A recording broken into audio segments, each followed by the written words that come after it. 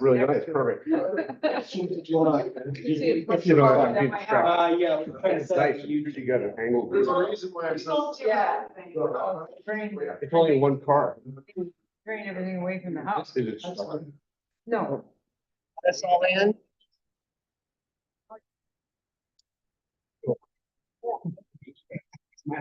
Thank you.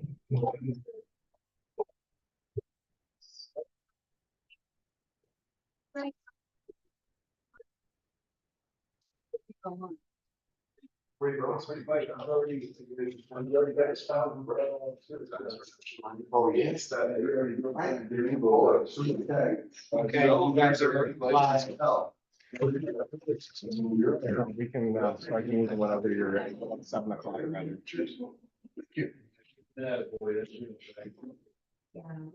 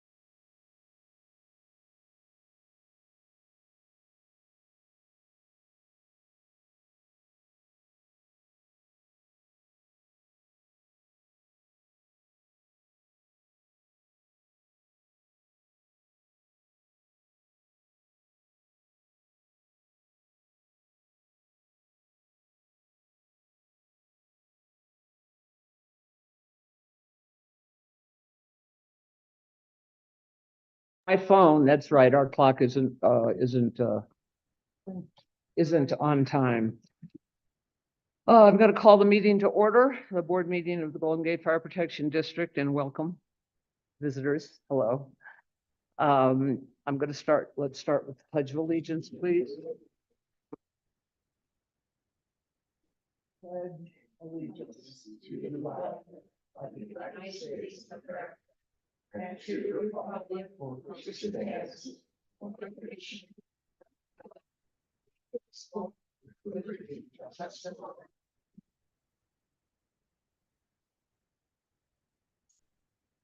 And gonna call the roll, Mr. Green, Here. Merritt, Here. Niffy, Here. Dave Primer, Here. okay, and Kyle. I have a couple of additions to the agenda, but I'm calling for additions or deletions. The first one I have is 4.1, which needs to be under new business. Is that correct, Niffy? What you want? I would like to move 4.1, which is the Station 83. That should be new business because we haven't made a motion or discussed the solution resolving Station 83. So it should be. Under 5.4, yeah. And the other change I have is at the bottom for the next regular board meeting. It says and pension board. That's cross out pension board. There is no pension board meeting on October 24th. Isn't that? It should be October. No, October 26th. My errors.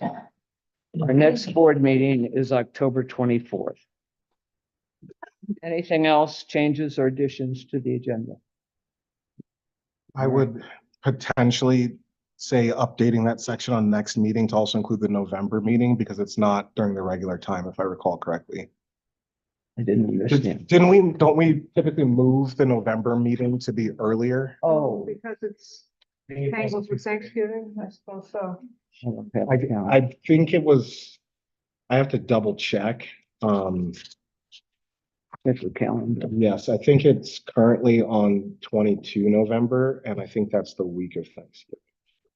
Thanksgiving Day is the 28th, 28th, which okay. should be the fourth Thursday, and we obviously. So we did move it. Okay, we So already, we It did should move be it. the 21st then, which would be the third Thursday. Okay, and we did that on the schedule, you think? let me just check the meeting I think we resolution. did. I think we recognized that before. Yeah, okay. My only thing is to make sure that is to ask that we put it on this agenda just for extra notice. Tonight? Tonight. Because it just says on the bottom where it has next meeting, add, and also the November meeting is, Okay, so you want to add, well, we can put it in the minutes either way. Just something to update to make sure folks are I'll aware. make sure it's in the minutes. okay, Thank you. okay. And I need to address the chief, so I'm sorry? I need to addition so I can address the chief with some questions. You can address the chief at the meeting. Okay, do you want it on the agenda, Dave? Yeah. Is there something specific? Is there an action item or a motion that you'd like to make? Yes. Okay. Okay, so that'd be under new business, Yes, must be. 5.5 questions for chief. Well, we need, I mean, some motion related to It's it. just discussion or There has to be a has to be a motion. motion? There's no Okay. discussion without a motion.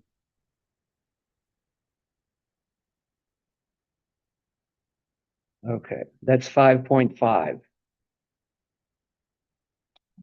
Okay. Are there any conflicts of interest on the board related to any agenda items? Without knowing the motion related to Station 83 drainage, I can't say for certain, but I would think that there is a conflict of interest for Director Green related to that. Should No, I we, don't think they want conflict of interest to anybody who lives in the canyons on the board. We're all here because we want to protect our property and our rights.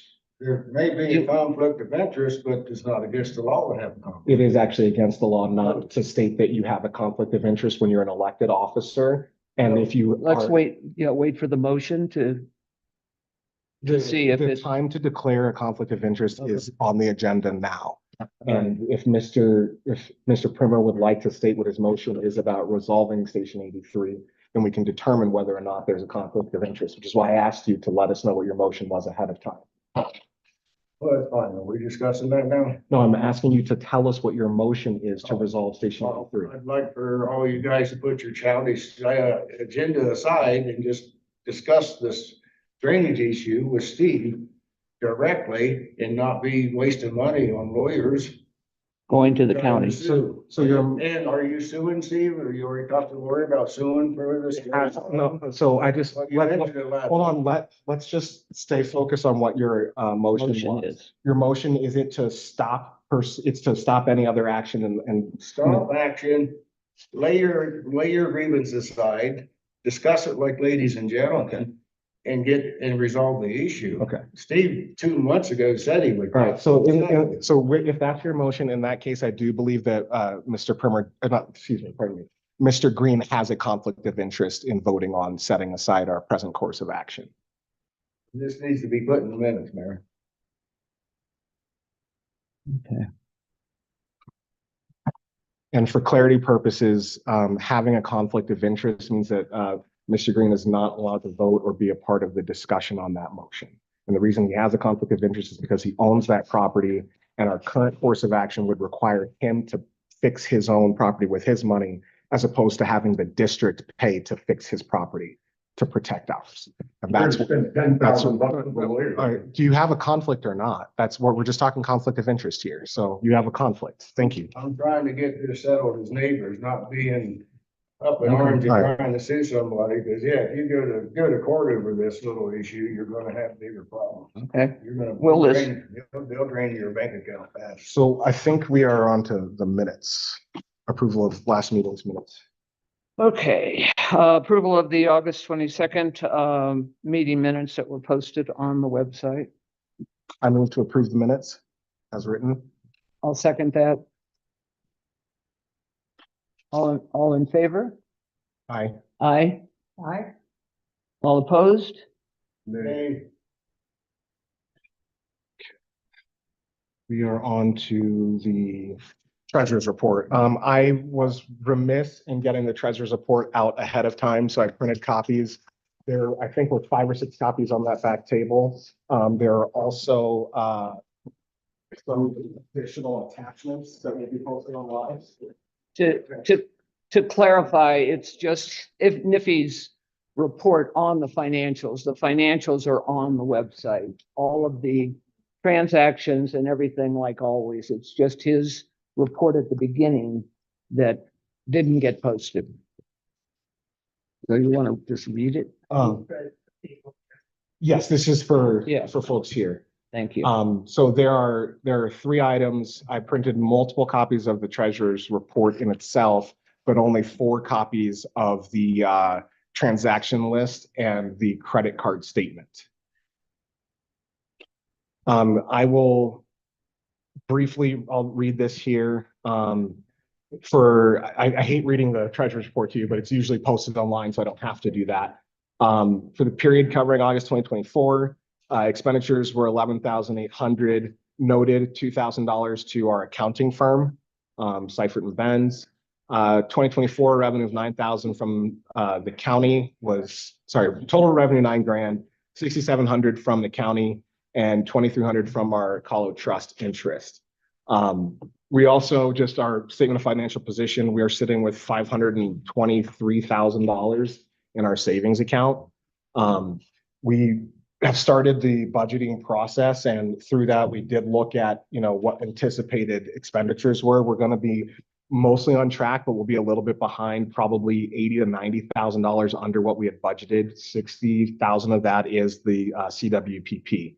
I also added another section on our budgeting process. 22 August meeting, we formed the budget committee. The budget committee met for the first time. That is myself, Ms. Reheis, and Chief Benson. And we developed a first draft that's going to be continued to iterate on. And we will deliver that proposed budget to the board by 15 October. And we'll have the public budget hearing on the 24 October meeting. The budget resolution will be on 21 November. That's when we'll actually enact the budget and vote on it. And then by 15 December, we need to send a certification to the county of the mill levy, and then then we have to certify our budget by 31 December. We're basically doing that through our budget resolution on 21 November. And then we have till 31 January to file it with the county. So just walking through, these are the procedural steps that are prescribed by the state. To the attachments, Nikki, yes, before ma'am. you go into that, backing up to the total bank accounts, you said 523,000? It's I 520. rounded up to 522. Well, you said 523. I apologize if I said 523. I misspoke. What is in the report written is correct. Okay. Yes. I apologize for that. Well, it could be 523 while we're sitting here as we're earning interest every month. The attachments that I have provided to circulate are in support of, we have a treasurer's report, and we have been, for as long as I can tell, online posting a transactions list. The transactions list is that big document. There was a statement that I was made aware of that I'm attempting to hide spending from the community as the treasurer. And I want to note that producing credit card statements has never been a common practice in this district. The treasurer's report and the transaction list have been accepted practice as far as I can tell in this district, and there's never been an issue, and no one's ever expected to review credit card statements. Further, there had been a request to produce these, in good faith, produced that credit card statement there. And if you look at the line items in it as compared to what's in the transactions list, there's less information in the credit card report than is available in the transactions list. Because when you see Amazon, blah, blah, blah, blah, blah, and it doesn't actually say anything, in preparation of the transactions list, we go and look at Amazon, what was bought, and we annotate what was purchased. You cannot get that from the credit card statement. The credit card statements have less information than what's available in the transactions list. This is the treasurer's, say again? Why are we supposed to trust you? Oh, okay. So you're supposed to trust me because I've taken an oath of office, and my duties as the treasurer. One moment, let me just pull these up from the, one moment, please. You have the credit card statements here and it's posted online. Treasurer. Just one moment, please. Didn't pull up everything.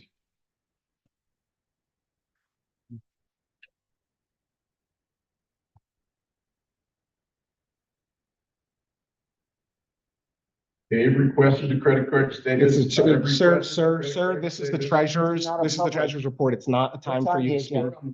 It's You- on the agenda. it's on the That doesn't agenda. matter, Steve. It does, it's not a matter of public record. Oh, matter, public record. Please, James and I sir, were board please, members. We sir. requested the same. You're not officers. Sir, point The of order. treasurer sees them and the You've president. got a sees lot them. of excuses. Yeah. Anyway, and long and short, the treasurer's job is to either create or cause to be kept strict records detailing all money coming into and out of this district. That is what I'm charged as doing as the treasurer, and I've taken an oath of office in so doing. Well, let's That is- verify it.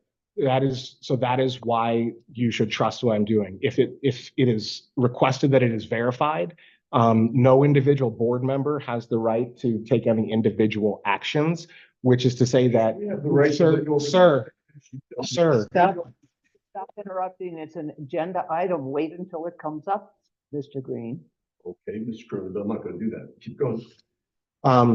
So if someone would like to verify something that's not a commonly produced document, no individual board member can direct anyone to do anything. They can't direct the chief to do something. You have to vote on it. You can't direct the bookkeeper to do something to vote on it.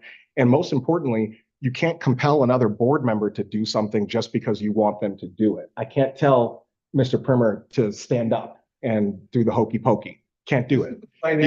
Even in the event that we had, 3 board members voting and asking him to do that, I still think that would be kind of silly. So to that extent, if the board were to vote to have all those statements produced, then we would compel our team to get that done. Otherwise, the other avenue is a Cora request. Our team has looked into producing these documents and estimated that it would take 4 hours to produce the 12 months of credit card statements.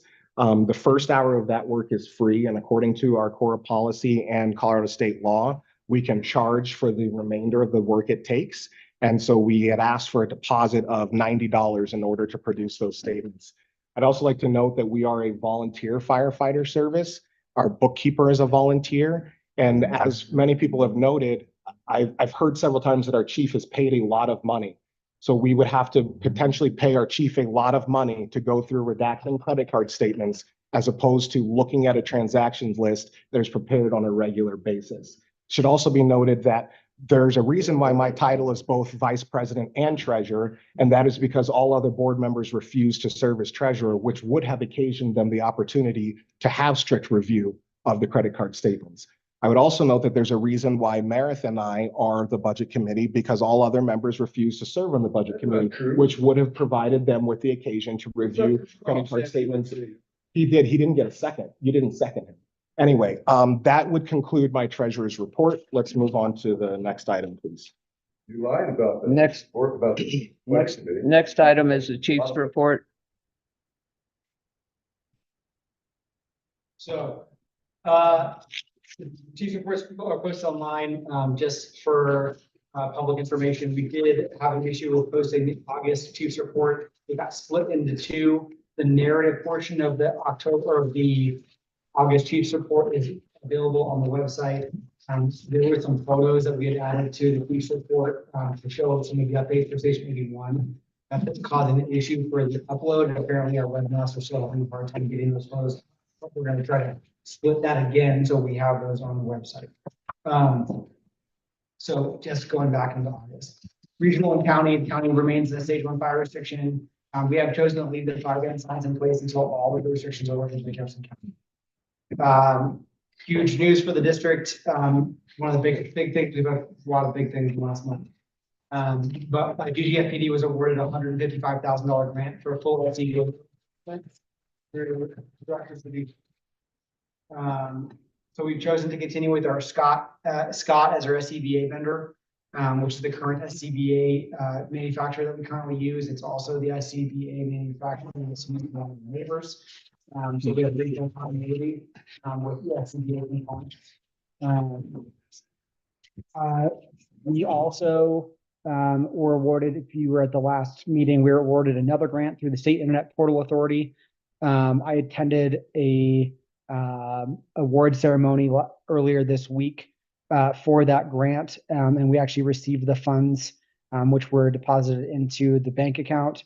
I also have met with our contractor, Cobweb Designs, for initial project kickoff. We should start seeing initial designs for the website by the next board meeting.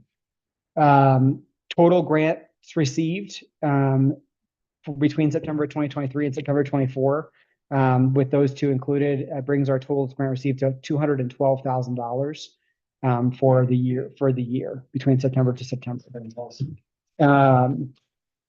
That does not include the value of durable equipment that was given to the district at no cost during the time frame. The bunker gear that was awarded during the Firefighter Safety and Disease Grant earlier in the year was delivered to the fire district, which marks the completion of a really big project we had of replacing all of our structural PPE for all Golden Gate firefighters. So that's now all in service. We made some good improvement on the regional connectivity project. We were previously referring to this as the TAC project. It has really grown in scope and had quite a few complications with that initial, what we thought was just integrating the team awareness kit project. And we are looking at trying to do more of a holistic connectivity for the field, for our firefighters that are in the field. We've talked to different vendors for cell service, for hardware, for apps, through Jefferson County Communications. And we have come back to a different app platform that would allow us to have direct communication between a tablet and Jefferson County Communications. That would allow us to use a lower cost hardware, should bring all of our costs all the way down. However, we are still kind of putting that whole package together before we bring it forward to the board. It will be really universal. The benefits of this is also universal in its application and scalability. So the hope is that in the future, beyond just the tablets, it may be able to be moved on to a phone platform or onto a computer platform if we were to ever move on to having tablet or computers in the trucks like trucks down the hill have. So it would be kind of universally scalable. We are building this project into the budget for 2025. Grant updates. Unfortunately, on the grant updates, we did find out today, actually, that the BLM Community Fire Assistance Grant, we were not awarded. We met all the requirements for the grant. We got no negative reply or comments from the BLM Review Board. We are eligible, so our grant remains eligible all the way through the beginning of the spring of next year. So if more funds become available in that program, then we may be eligible again for those same funds for a previous grant application. So there was no issues with our grant. It just had to do with the amount of grant applicants and the amount of money that they had to be able to distribute at the time. So we will continue to hold and keep our fingers crossed that maybe some more funding comes into that program. But at this time, we did get a decline on that. We got the SIPA grant, which we already talked about. The Firehouse Subs grant, which is for Hearst extrication tools. We won't hear about that one until the end of October or early November. And then we did receive the direct distribution grant for SCBAs. We currently have 82 calls to date. That actually went up yesterday. We have 83 calls to date. Of particular importance was the Galter fire. During the last board meeting, the Galter fire literally fell between when I wrote the chief's report and the board meeting. So we did talk about that at a pretty good length during the board meeting. So I don't want to regurgitate everything that I said during the previous board meeting. The big statistics for that fire was that there's 205 acres burned, 0 structures lost, 0 injuries or casualties. We had 15 emergency response agencies in attendance over 3 days, including 2 helicopters. That we'd like to thank our response partners, which are Golden Fire, Fairmount Fire, Foothills Fire, Arvada Fire, West Metro Fire, Genesee Fire, Evergreen Fire, South Metro Fire, Elk Creek Fire, and Division Fire Prevention and Control, of which was the James Peak Module, the Overland Module, Lone Pine Module, Flatirons Helitech, and 2 regional battalion chiefs. We also had Douglas County Helitech, the Jefferson County Open Space, who for the first time was able to support and provide their own fire engine fully staffed with their staff for the duration of the entire fire and help with monitoring the fire during patrol for 4 days after we resumed command back. Stadium Medical, Jefferson County Sheriff's Office, and Jefferson County Emergency Management and Fire Management. So there's quite a few people that were involved in that fire. There's lots of people who came into the district to make that successful. That was, by all measures, a very successful fire. I do know that there have been lots of questions about the fire. It was in very challenging terrain. We were complicated by erratic weather, also complicated by some inability to receive correct weather reporting during the fire itself. And I'm super, super proud of all of our firefighters and emergency response personnel who assisted us for that. At this time, I'm going to take a quick break in the chief's report, and if there's any questions from the audience about the Gulcher fire, this would be the time for those questions. Any structures in immediate danger? There was a structure, there's a feeding structure, so an automatic like watering structure at the very top of that hill that was protected. Sure. Open Space has their own equipment now? Yes, they do. It's called the OSWIFT program. And it is staffed by rangers. They have, if I remember now, 40 rangers that are wildland fire qualified. They also have a tender. They provided from the initial attack, we had a fully staffed open space fire engine with 4 ranger firefighters. And then all the 2 following days, the 2 following operation periods during the day, we had both the engine and the tender. Estimate the number of hours that our district guys. Hundreds. Yeah, I myself put in like roughly 60 hours, and then we multiply that by all. I mean, we had people who were worked 3 12-hour shifts during that time. So it's hundreds of hours. So with no structures and immediate danger, why not let nature be nature and let it burn a while so that it can be more healthy in the future? Yeah, so that's a really good question, Aaron. And especially with the rough terrain and nothing around there. I mean, why are you putting fires out on rocks? So that's why we at night, after when we had nightfall, we started having erratic fire behavior. That is why we pulled out. We knew that we had protected the fire line or progression front that was moving towards that structure. And we had basically moved into a risk profile that wasn't acceptable. And that's why we pulled the firefighters off of the line and out for the night and then observed it from below because we didn't have anything at risk at that point. I think nobody's asking us, why not just let it burn? Why not let it burn? So at some point, Nature needs to burn like every 10 years. Health. totally. And I totally hear you on that one. That's a very good question. I'll be honest with you, Aaron. We have a few things. So we were getting close to an evacuation point for Golden, where we had come down all the way to Indian Gulch. Had we breached that containment point, we would have had to start evacuations on the eastern portion of Golden. That was really the main point or the main reason why we needed to get full extinguishment.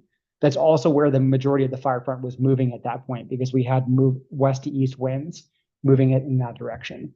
And we had gotten to the point where we were at 205 acres. And we needed to contain it at that point.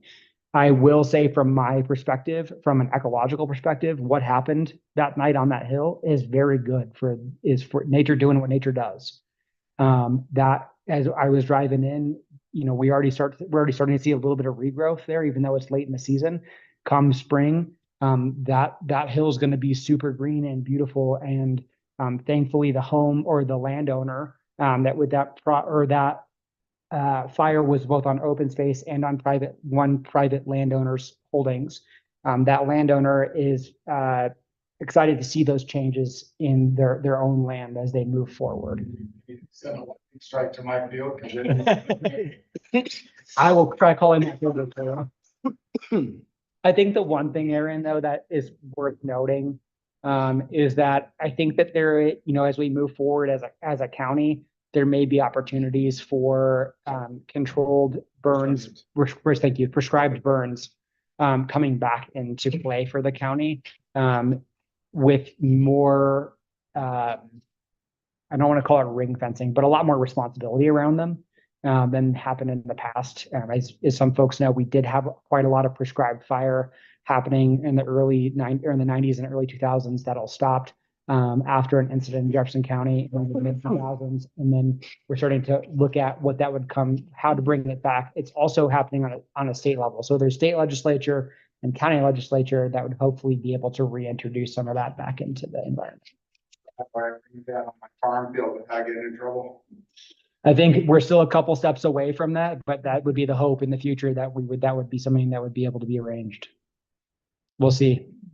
That is outside of the fire district's hand. It's pretty far above us for those decisions, but that would be an interesting thing.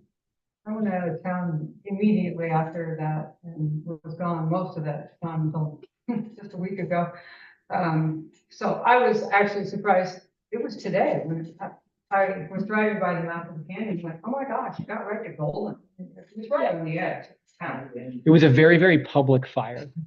So, and I think if you can think about even the quarry fire, there was, as it went up the hogback, it was pretty visible for the folks in the Ken Carl area, but then a majority of where that fire burned wasn't super visible. It wasn't very public. The entire face of the Gulcher fire was visible by basically the entire portion or the entire northern Front Range. So it was a very public fire. Any other questions? Okay, I'm going to move on. We have 23 operational members, 3 support services members. We're taking the first preparatory steps for fall recruitment. We've actually started placing active recruitment posters down in Golden, at Colorado School of Mines, at the colleges. I'm actually going to go visit with the Red Rocks Fire Academy folks. We're basically taking some really active steps for recruitment going into the spring. If you guys haven't been to a board meeting in a little while, we've talked a little bit about our new recruitment strategy and timeline. We're going to be recruiting every fall for a January start and then have basically a year to onboard new firefighters and then restart recruitment again every fall. It's the standard, most fire departments move in an annual term for recruitment, and we're trying to fall into that to kind of keep it a little bit more organized as we move forward. Just so we don't have new firefighters coming into the district and then kind of getting lost in the fray, which happens when we kind of take people on an ad hoc basis. So we're moving forward with that. Training. Golden Gate Fire Academy concluded in early September. All 7 firefighters that tested for their firefighter 1 passed their final evaluation with no retakes. It was quite the day for them.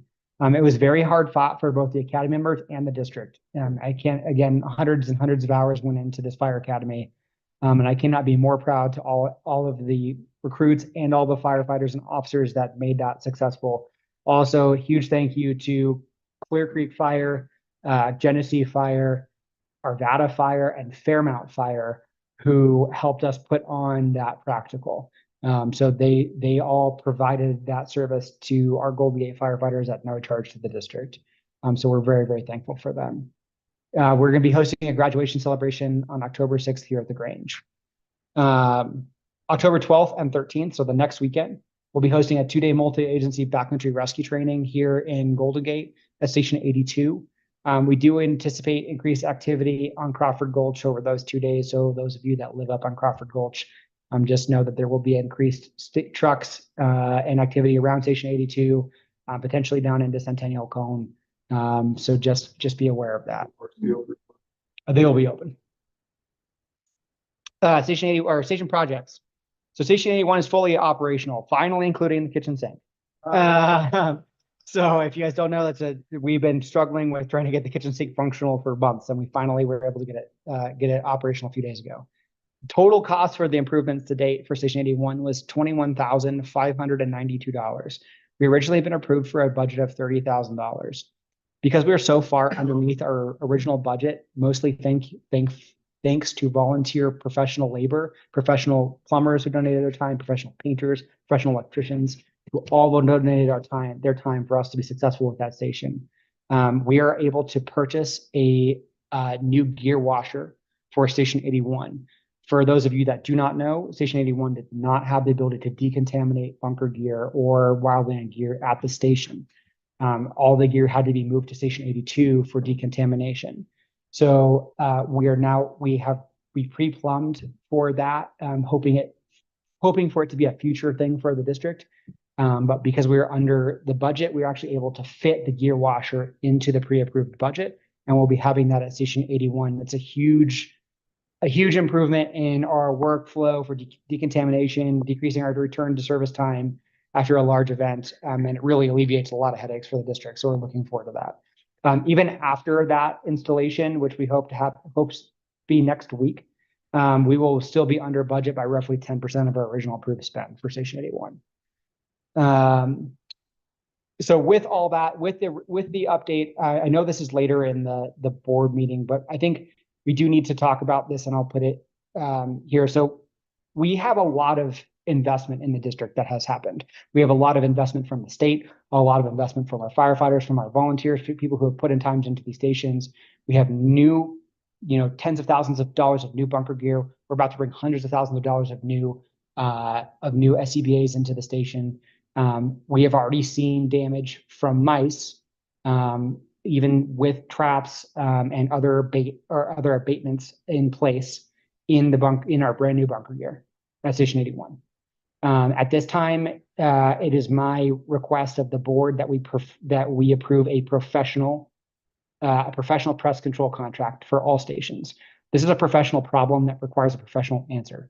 We are a fire district we are trusted with being the custodians of the tax dollars that are given to the fire district to operate, but also the money that's given to the district by the state for this equipment. And it is our job to protect it the best we can, like professionals. And this is a professional, like I said, this is a professional problem that needs a professional answer. And I believe at this point, we do need to move forward with a pest control contract for all stations. Let me go further with this. The pest control issue with Golden Gate is obviously longstanding, right? I know everyone here deals with mice. We have had problems with mice in bunker gear. We have had problems with mice in medical equipment. We have had problems with mice in trucks. Just like you guys all, I know people here fight with mice in their vehicles, but while I know it's a huge problem for everybody here, a mice in a fire truck means that we can't get a fire truck out the door. That's a huge problem that we cannot accept. And so again, we need a professional solution to this issue. So I know that there are lots of opinions about this out in the community amongst the board, but I strongly believe that it is our fiduciary duty that we do so. That's pretty much it. Any other questions for me? Into this. I don't have any issues.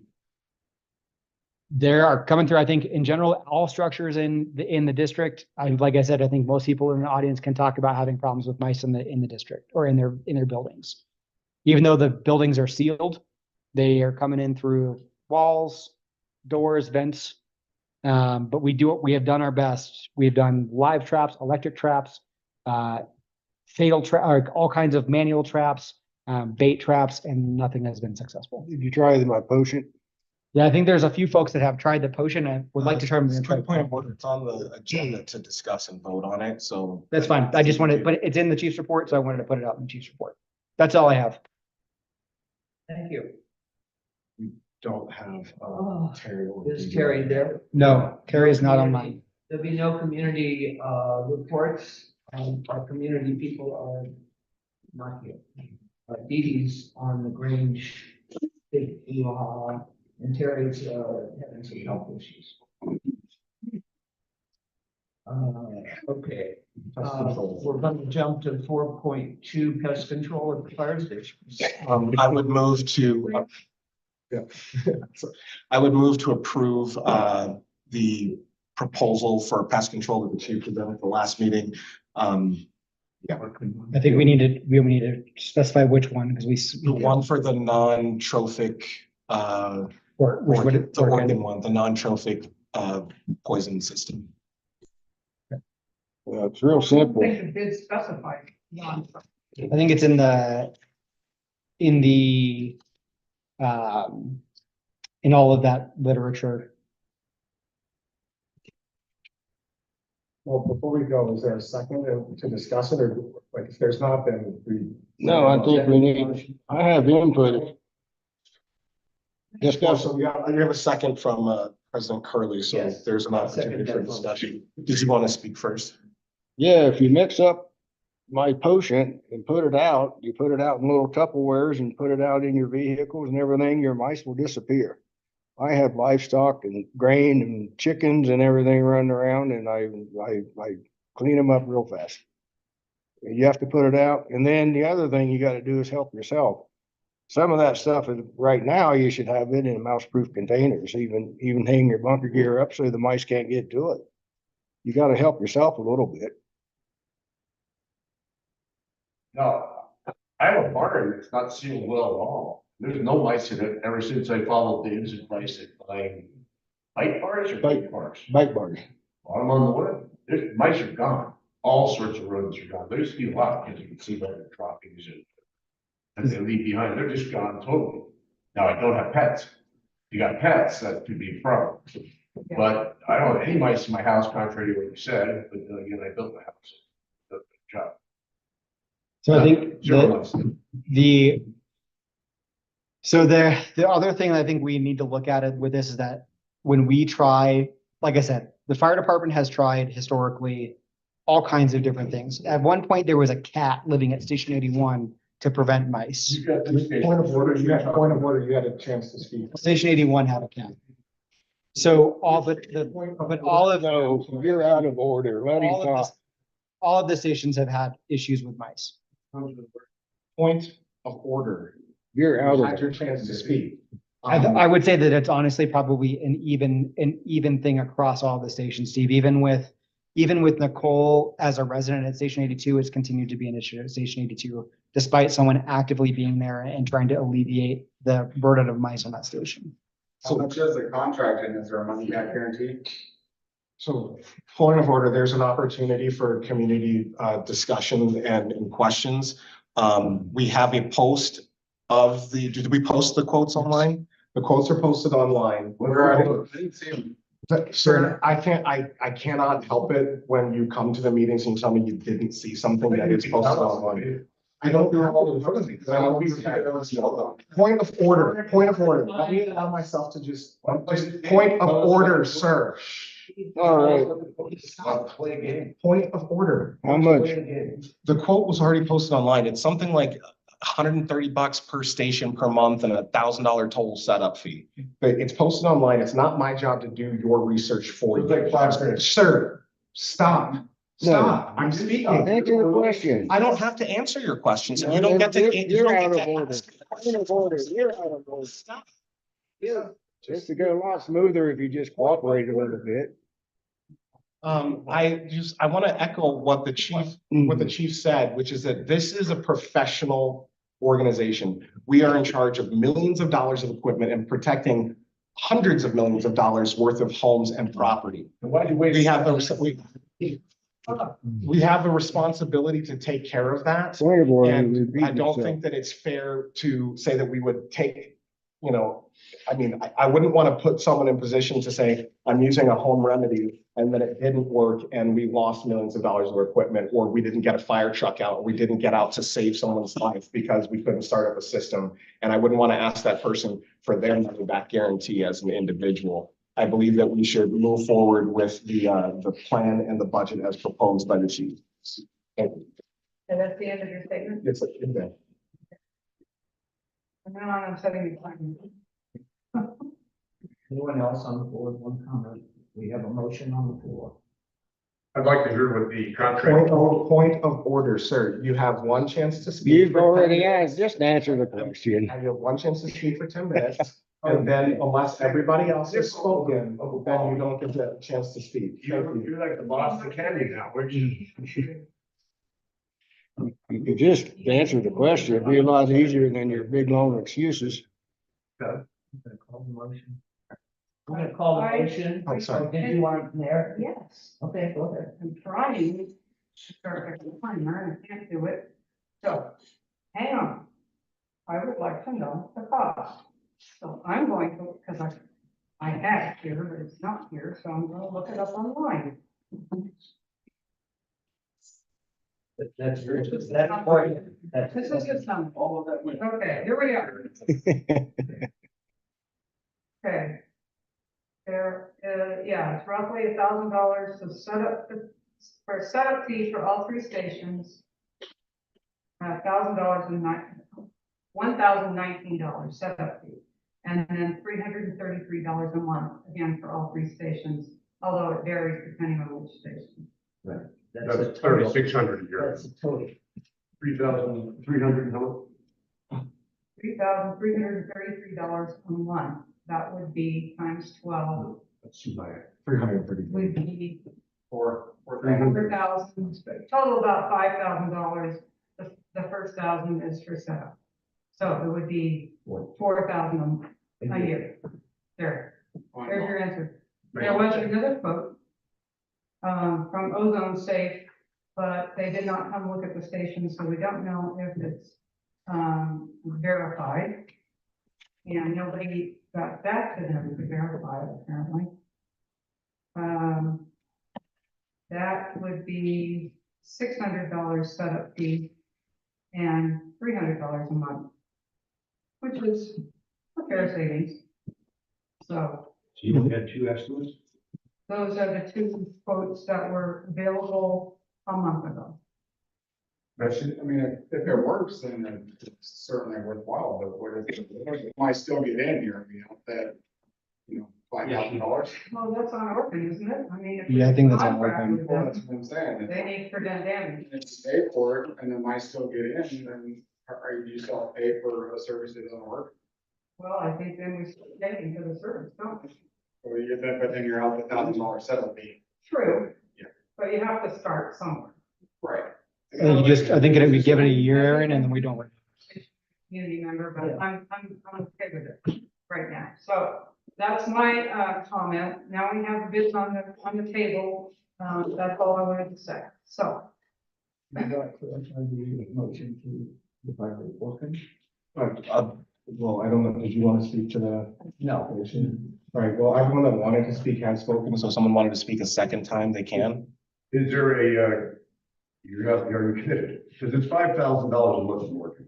I'm not a month a year. Yeah. What's the commitment? But it doesn't work. Annual. You're committed for a year. So it's $5,000 to start. I mean, you gotta pay something. Yes. Right. And then every year after that, obviously goes down to just the maintenance fees. Listen, Kyle, I sympathize with the Mason truck and the mice everywhere. I'm curious where they're getting it. Especially if they London, since you just did a renovation. I think, They're gonna get in there. yeah, I mean, like, Every time you open the fire station door, you're gonna run in. Like, I'm wondering, is this a situation where it's like long-term storage? Because typically, if things are used and operated and moved, we don't have, we have the same thing. I have cars that are stored. Cars I don't drive for a year, and I don't have any trouble with my barn or anything. It's a wide open barn. But it is something that I go through, annually. I go through it every, 2-3 months, check things, make sure that I got decon down, stuff like that to keep it safe. I'm just wondering why we're not able to do some of that maintenance ourselves with volunteers. That's all. You're going in anyway, right? Because we're supposed to go in and use our, we're supposed to go in and check our stuff, make sure it's all good. Why aren't we looking for those kind of things and making sure that's up? It's just one of those things, but I agree. If it's something that will work, definitely. So I guess, what I would say is I also, my house sat vacant for 8 months before I bought it and it was crawling with mice and rats and it took me 6 months to get them out. Decon is poisonous and it is trophic in so much that if it kills a mouse or a rat and another animal eats it, it can kill that animal. And we've vocal from the community that they don't want that. They don't want us putting down decon. The solution, please don't interrupt me.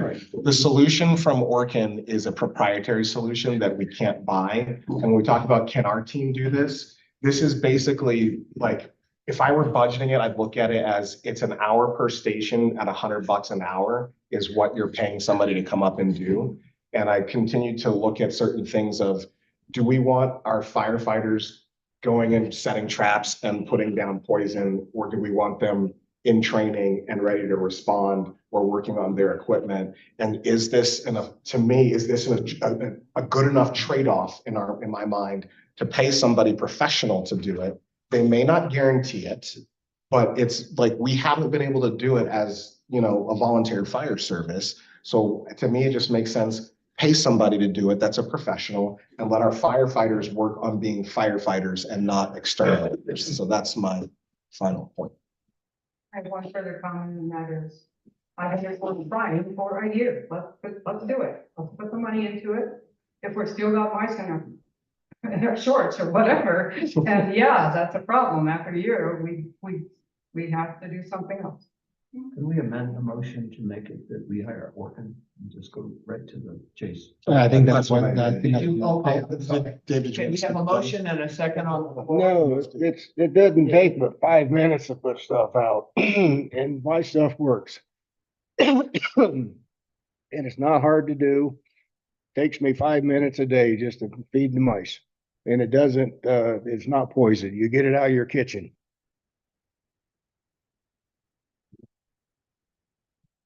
So just clarifying my motion, or restating it, moving to, contract with Orkin for the non-trophic option, for the cost that's in the quote. And there was a second from, President Curley. And we have a motion and a second. I'll call the motion. All in favor? Aye. Aye. Bye. Nay. Motion passes. Kyle. Core request for, 4.3, core request for 12 months of credit card statements at June, Dave. Did you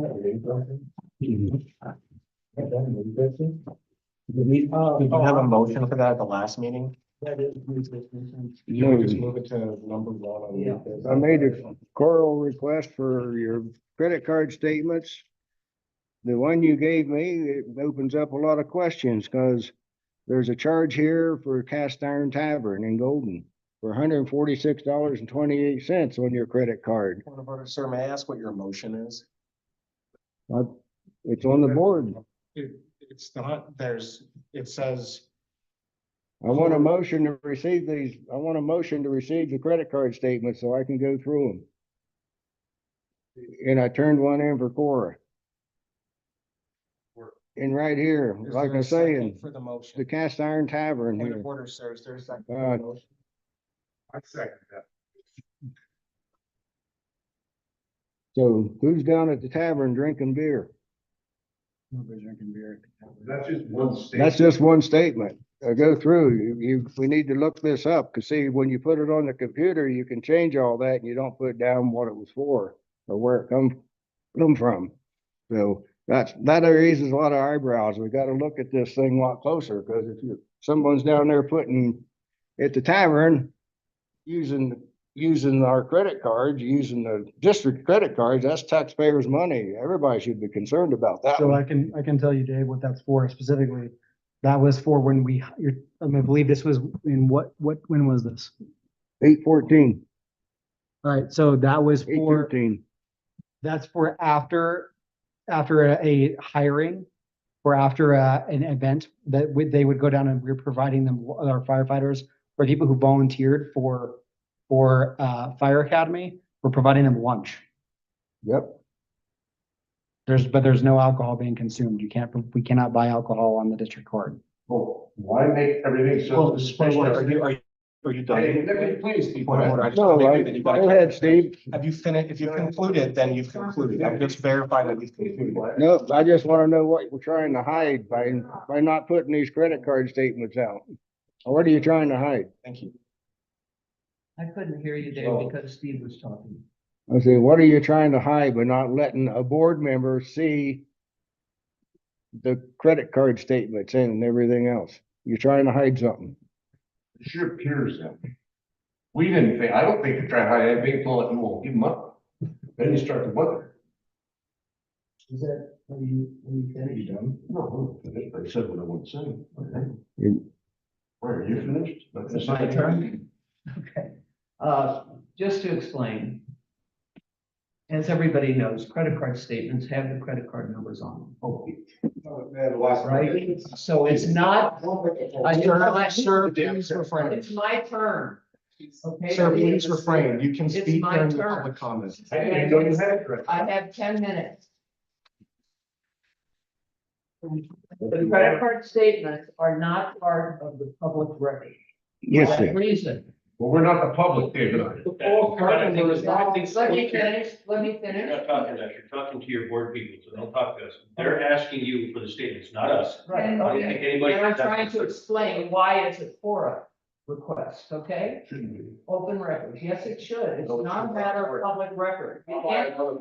We can't have those credit card numbers out.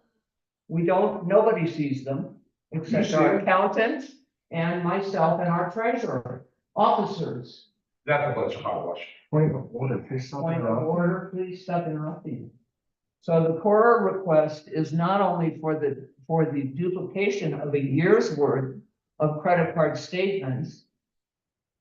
We have to redact all of that information off of each statement, which is time consuming.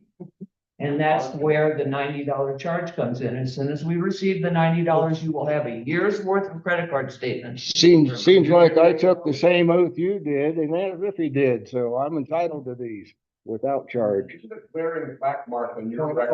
of order, sir, you already spoke. You don't have a second time to speak until all that wanted to speak have done so. Meredith, did you want to take a? There are two reasons for redacting. One is the numbers. I don't see them. I don't want to see them. No, those numbers should not be out in the public. Not public. Point of order, please stop interrupting. And also, the particular name of the person who purchased with that credit card, which includes the station sheets, is also identified. So, I'm sorry, that's personal, private information. That is not hiding. You can see what was bought, you just can't see who bought it. That's fine. So that takes time, going through the 12 times 2 times however many pages, plus all the numbers and the names, takes a little bit of time. And that is why it has to be redacted, and why Mr. O'Ward is asking for a monetary cost to that redaction. Now, it would be possible for someone who has authorization on credit card statements regularly to go through them by hand and Sharpie them all. That still takes time. I know he doesn't have time to do it. He's a full-time professional. Don't have to do that. I believe you do. I was a federal employee for a very long time, and you don't let that stuff out. It's a 5-person. We're in order. We're in It's point not- of order. it's Please a- stop It's a interrupting. government agency. We are a government agency. You can call it that. I am. You can get the information. Be transparent with the public. So Meredith, are you good? Was it $67,000? Sir, point of order, stop interrupting. $67,000. Meredith, you still going? No, I'm finished. Did you want to go? I can. I'm Yeah. done. So I think I spoke earlier already about the reason for like, what is our transparency, and it's the transactions list, and the transactions list has more in it than the credit card statements do. So that is our transparency, is we go through everything, and a credit card statement doesn't include all the money that we spend. It doesn't include our checking accounts. It doesn't include other ways that money can be dispersed. Our transactions list has been satisfactory to this district for years. For years. No one has. You weren't here years ago. You don't know. Point that. of order, You're new. point of order, I sir. know this. Point of Steve, order. stop interrupting. You're making this stuff up. It doesn't matter.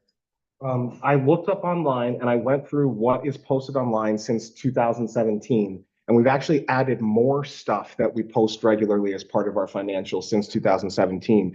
Your treasurer, Dave Kennard, actually started the treasurer's report, which was much more clear than saying, hey, typical person before a board meeting, am I going to go line by line through everything in a transactions list, or is he going to go and highlight the things that I want to pay attention to? We have a statement. We used to just be like budget versus actuals. We have much more available online and in an easier accessible format than we have ever before. And we continue to follow that pattern. At no point in the district, as far as I can see online, have we ever posted credit card statements. And then if there's a question, sir. And as evidence as part of this conversation, if we do post the credit card transactions, the next question is, well, where's the receipt? So if that's what we want to do, then let somebody go ahead and Cora all of that information and we'll provide it. It is not a good use of this district's time, the board's time, our volunteers' time, or our paid chief, who's incredibly expensive from what I heard, for them to be spending their time pulling transactions, pulling credit card lists, and then pulling individual receipts. It is a complete waste of our time. And it's not focused on protecting this district. It's not. I've finished. All right, Dave, do you want to repeat your motion and we'll see if you get a second. We've got a motion and a second. I'll call the motion. All in favor? Releasing the credit card status? Aye. Aye. All opposed? Nay. Nay? I need a The other? direct statement of the motion Okay, sorry. that does or does not support the $90 requested fee. But I think what the issue is there was an ask and I decided not to do it. So Dave is now, I think you're asking for a motion. Are you asking to remove the $90 fee, or are you asking to compel the board to produce the documents? I'm a board member. I'm asking to see these documents. Okay, so your motion is to compel the I district want to to see produce these it. documents myself. I want to go through them. Sir, I'm trying to just help you form a motion. Is your motion to compel the board to produce the documents for you, the Yes. credit card statements? And Steve, did you agree to second that I don't like motion? the word compel. We're on the board, you get to see them and we don't. Why are you already? Mr. Green, Mr. Green, sorry, this is not, I'm out of order in saying this.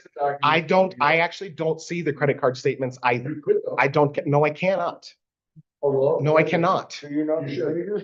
I cannot see the credit card statements. So anyway, did you second the motion or not? All right, there's no second, let's move on. Treasurer, Let's move on. If there's We no have second, two let's- ayes, Seconded it. okay, Let's let that go. all right, there's 2 ayes. 2 ayes and 1 nay, 2 nays. Nay, and- nay, Nay. thank you. Well, you pushed it. All right, under new business. Let me get this right. This is you, Niffy, amend meeting rules for board efficiency, discussion and action. So I would make a motion to amend our meeting rules. Specifically, hang on, I thought.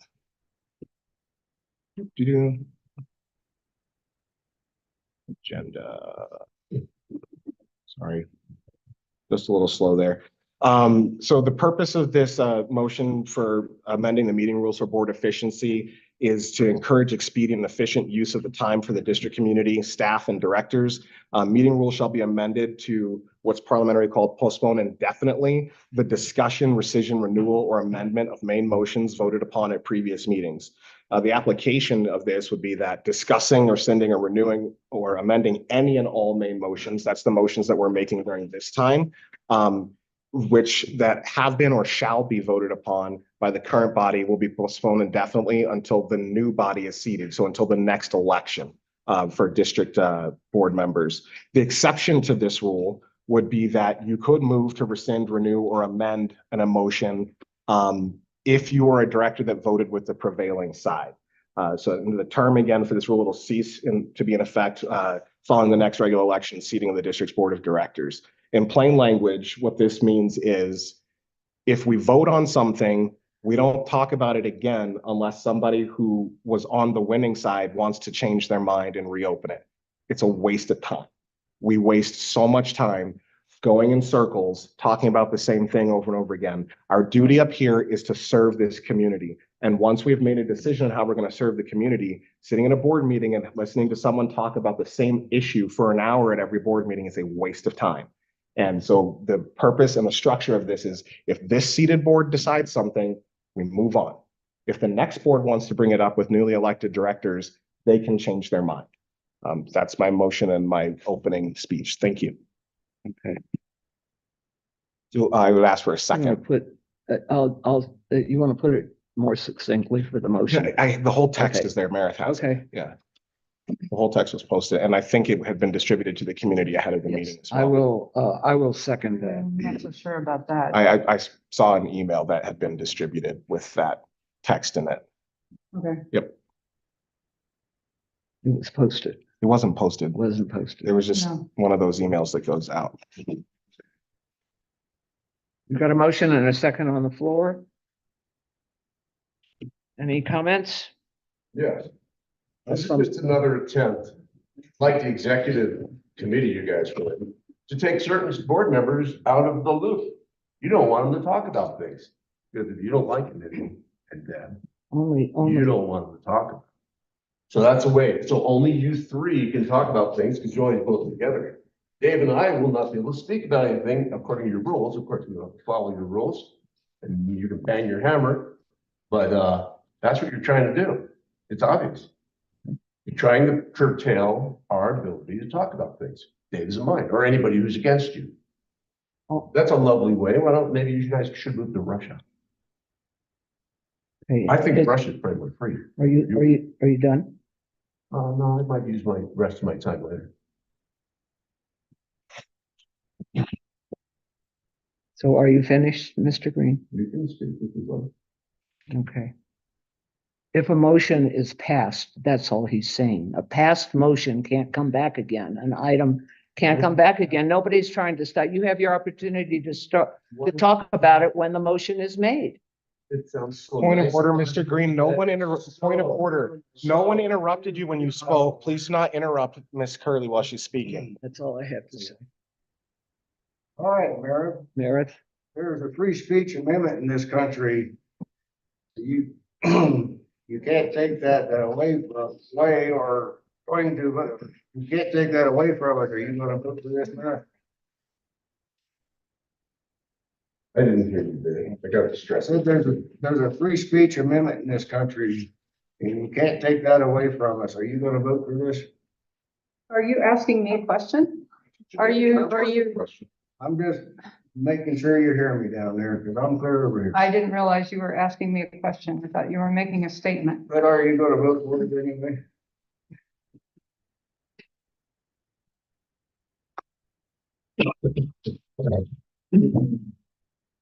Meredith, did you want to say something? I'm considering my words. The concern here is not that we stop discussing things. The concern here is that once a decision has been made and a motion has been approved, then it's pretty common for it to come up again as another motion a month later or 2 months later. It's revisiting the same topic on which we've already made a decision, and it's likely to get the same result. So we waste time going around in circles. That's the point. It's not to shut down discussion while it's a topic of discussion. You can say as much as you want within your allotted time frame when we're discussing the topic of discussion the first time it comes up. Or if we decide to postpone and not make a decision, then the next time it comes up. But it in no way limits your free speech when it's appropriate to talk about the item under discussion. So that's my statement. Anyone else? I have a motion on the floor. I'm going to call the motion. All in favor? Aye. Aye. Aye. All opposed? All right, Did Mr. five, Green vote? I'm sorry, Did Mr. Green vote? Not yet. There. what, nay? Okay, 5.2, false claims in Aurora email, that's you, Steve, and it's just Oh, discussion. let's He get one needs to thing have a clear. motion. There's no discussion without a motion. Okay, I think you have a conflict of interest. I don't think you can speak on this topic, can you? So I'd like you to rescind what you just said. Wait, what? Didn't we go through this before, but this? Do you have a weren't motion, sir? I think you have a conflict of interest and you should, Sir, do you have a motion? I don't think you should be speaking. Maybe the. All right, he doesn't have a motion. Let's move on. okay, that was an item carried over from last month when you had left the meeting. Okay, so the issues with the minutes was something that had already been, I'm sorry. so the next item, 5.3, was issues with minutes. I don't see a motion here, but I'm assuming it's the Yeah, same it stuff says we did discussion and action, that's you again, Steve. Is there a motion Issues for with the the issue minutes. with the minutes? Let's also get clear. I never asked for that to be on the agenda. Well, Okay, moving on. So we'll move on to That item was from 5. last month. Let's just move on to It's item from last 5.4. month. Okay, And that was the motion to resolve Station 83 drainage. Okay, so you want to discuss? There you go, yes. conflict of interest in it. You got to get rid of that, shouldn't you? 5.4 is a motion to resolve. This is you, Dave. Yep. Station 83, drainage, and do you have a motion? He did. Okay, I didn't Yeah. hear it. Somebody was. He said basically to Ah. stop what we're doing right now and resolve, for the board to resolve in direct conversation with Mr. I Green. need you to put your childish motions away. With the animosity towards Steve, quit spending money on the lawyers and go back here and look at the thing and figure out what you can do. You already spent $1,500 on another engineer's report. Which So was, you need to So put things aside and go back here and put us a little committee together and get it resolved. It's not. That's the okay, do you motion. want- Is there a second? You forget this motion. Point of Why order, don't we sir. just speak Point of normally order, like sir. Human beings. point instead of order, listening sir, to you have a conflict of interest and you're not allowed to speak and we don't have a second for the motion. Okay, so. Sorry, Meredith, what was I'll it? second it. Okay. okay, Well, you stated it. You know, I told. Point of order, Mr. Green, you are not allowed to influence this decision because you have a conflict of interest. You can play your game by yourself.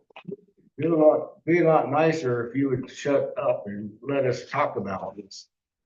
We just hold our. Point of order, sir. Point of order, sir. You had you've made, point of order, sir. You had your, you got a second for your motion. Problem in here.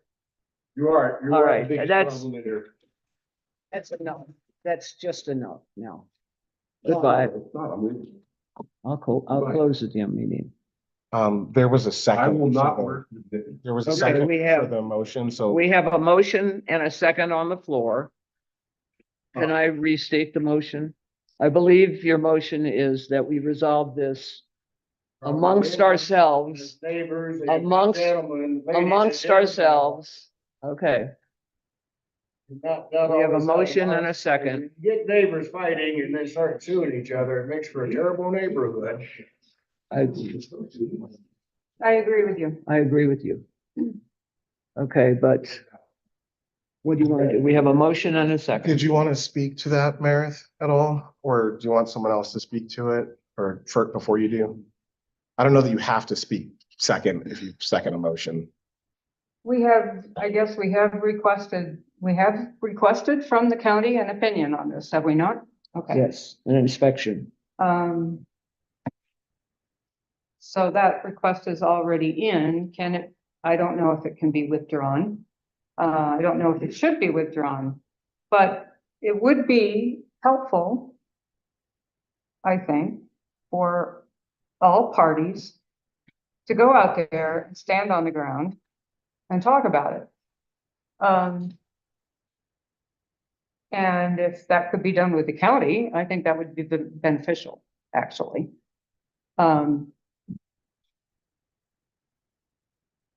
Yes, this problem was created by whoever put in the culvert, The small. which was years ago. before Steve owned the property. He owns the property now, it's causing a problem. Technically, he's responsible for fixing it. My understanding is that we went through this all. The previous board went through all of this, the exact same steps, exact same resolution, and came up with a solution where the cost would be shared with Mr. Green. And then he decided he didn't want to share. He didn't want to pay his half of the cost. So No, that's a little bit. Point of order. is that not, okay, well, that's what I understood. Okay. So this leaves us with a quandary of how to deal with the situation, and it does leave an awful precedent to force somebody to deal with a problem that he didn't create, but he owns. So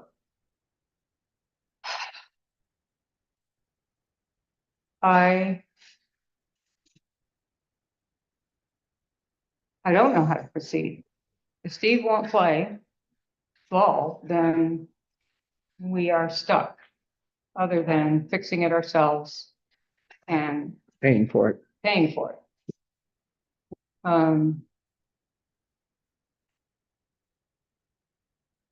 It appears to me it would be a very minor fix if all you did was to plug up that culvert and reestablish the old drainage down the side of the road. I don't understand why this is such a big deal. I really don't. I mean, in fact, that's one of the things the engineer said in his report. The easiest fix is reestablish the old drainage. How could that be so hard? So, sir, difficult problem. sir, you had a chance to speak and neither, Well, I kind of ran out of things to say, so that's where I. sir, You gotta listen. sir, there are rules. Just a Each minute, board Dave. member, You're the problem. can you rule on the right point now. of order, please? Point of order, point of order. You just let me address it. Dave, we each take a turn. I And know. we have 10 And minutes, he so, takes more turns than. no, me. he doesn't. Yes, he, No, he now, doesn't. the drainage back there, Meredith is right, that could have been fixed. But even if you do change that drainage, you Point still of got a order, problem sir. on He's your conti- ground as point of well, order, because sir. the parking lot's draining into your. Point of order, sir. You have had your chance to speak. Please allow me to have my turn to speak before you take your You second are raised. turn. I have not. On station 83, the drainage, there's a engineer's report. I've been in contact with the county. They did an investigation ongoing. The critical issue here is when that culvert was installed, and if it was installed after the current zoning rules or before the current zoning rules. I understand that there's a concern about, forcing somebody to fix something that they didn't create of a problem. But if you buy a house and it's like not up to code, and part of your inspection is, hey, you need to bring it up to code, you just got forced to do something that you didn't create, but you own. Further, if that problem is impacting your neighbors, the reason why the zoning code exists is because it is unfair for you to change the natural drainage of the water and direct it into your neighbor's property such that it floods and their driveway is covered in erosion. And then to ask that neighbor to pay to come up to your property and fix your property so that you stop damaging their house seems utterly ridiculous to me. And further, when it's the government, your taxpayer money, the property that we own up here at that fire station, Mr. Green wants us to take our taxpayer dollars to go fix his property so that he stops discharging water onto ours and damaging our district property. That seems utterly ridiculous to me. If my neighbor changed the drainage at his house, such as started redirecting water down into my property, I'd say, hey, can you fix that? And they'd be like, sure, I'll fix that. I'm sorry I did that. I'm sorry, in our case for this district, I'm sorry I caused thousands of dollars of flood damage to your property. So we've already paid to repair our district fire station because of that flooding problem. And I don't think that we should further have to pay money to fix Mr. Green's property that's causing the problem. If the county determines something else, so be it. But I'm not willing to start entertaining us paying money to fix his property until the county determines that whether or not there is a zoning issue and whether or not he needs to fix it. In either case, it would just be a good neighbor and block it up yourself. Why are you coming to us to do it? So, thank you. Deb? Get your second now. Well, Deb has. I've already, Oh, you already spoke? I think I already spoke. You can speak again, Dave. None of you guys did tell him before. He said he'd work with you. No, he said he wanted something. My recollection is, it's gonna benefit, I think his words were, it's gonna benefit me if it benefits you too. Is that, yeah, He's already looked at it, and even if he does change that, you're still got another problem out there. What's that? The parking lot out here is higher than your building. Everything comes off that parking lot and runs right into this east side of the building. All you have to do is go out there and shoot grades. You can see that real easy. The parking lot on the east side of the building?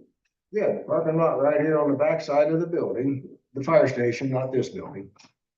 The parking lot is higher and all the water in that parking lot hits and then runs into the building as well. So you got more problems than just Steve. I don't okay. think the engineer caught that.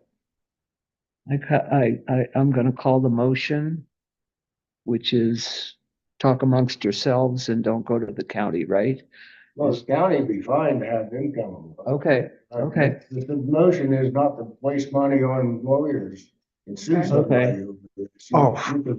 You can talk about it and go up there and come up with a decision real easy if you just talk to the property owner. Sir, I'm sorry, I misunderstood your motion. I wasn't gonna speak a second time, but I will. We have not spent any money on a lawyer related to this issue. The board has not been authorized specifically to sue anyone. We are not suing anyone. We have not talked about suing anyone. In the minutes. In the minutes, it authorized us to speak with an attorney in order to pursue resolution if needed. We have, It sounds like someone's and getting it's- sued to me. well, we have not, Needed. if needed.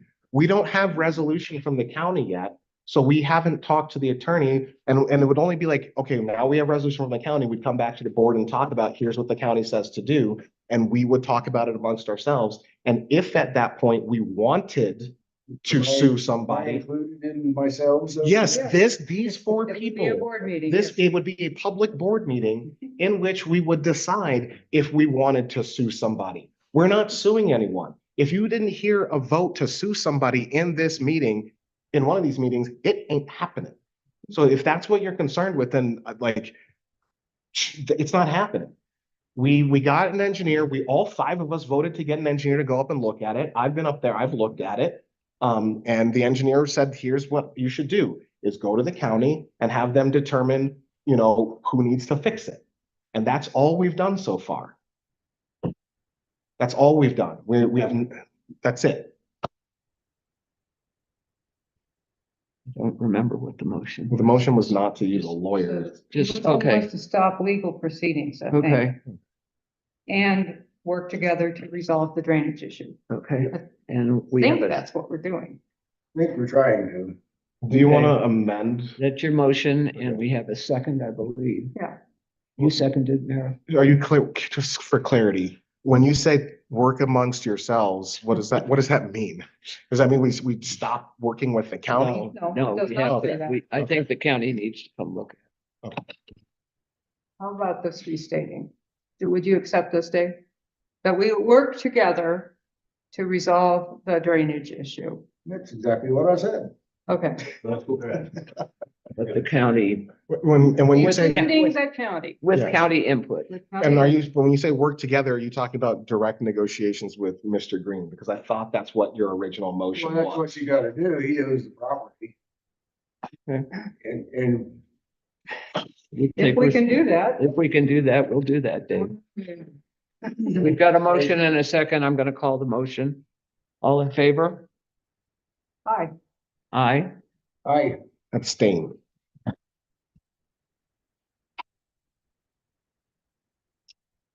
I move to adjourn. Oh, sorry. Oh, well, my bad. Public comments. Wait, we've got 5.5 questions for the chief that you, Oh, yeah. Dave.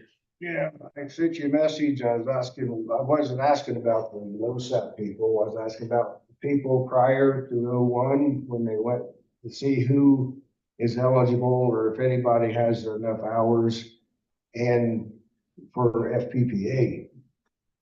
Oh, I think I misunderstood your question on that. Yeah, you sure did, because you didn't answer very good. Yeah, so I thought you were talking about people, like current people. Not current people, no, the older people, the current people aren't on. The older people are still in FPPA and the FPPA is wanting to know if we got anybody else that's gonna be eligible. Okay, so we need to, if we can go back in records. So you're looking for records for pre-2021 for people who have. Well, For the hours. the old one. 2001. So I will tell you right now, so Dave, the statute for the fire districts or for the state is for records to be held for 7 years. So anything beyond 7 years for the fire district, we're not gonna have records of. Okay, no more records. Yeah. So, Let's see. I've been a few people come to me wanting to know, but I need to find that out. So how can we find that out? If they have individual records that they may be able to, it depends on what the burden of proof that FPPA needs, I think would be the, what they would require. Okay. I would make a motion to authorize Mr. Porter work directly with the chief and chief staff on sorting this out for the former firefighters. Do I have a second for that? Yes, I'll second that. I don't need to discuss it unless anyone else does. Hmm? I don't need to discuss it unless anyone else No, wants I'll call the motion. All in favor? to. Aye. Aye. Hi. Dave, aye. Okay. Okay. Public comment. There's a public comment online. We have some online. Yes. They would like it read into the comment. All right, I will read it. I don't like having it feel as if you are making a statement. That's fair. Okay. This is from, and I apologize for, I will likely be mispronouncing your name, but Cindy Petronovich Miller.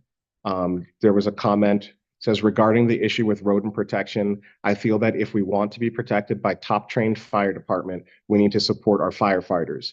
Using a home remedy to protect our firefighting equipment and the things closing that protects our firefighters is ridiculous. We have more firefighters in our district than we have had in the past, so we need to do what is necessary to protect them.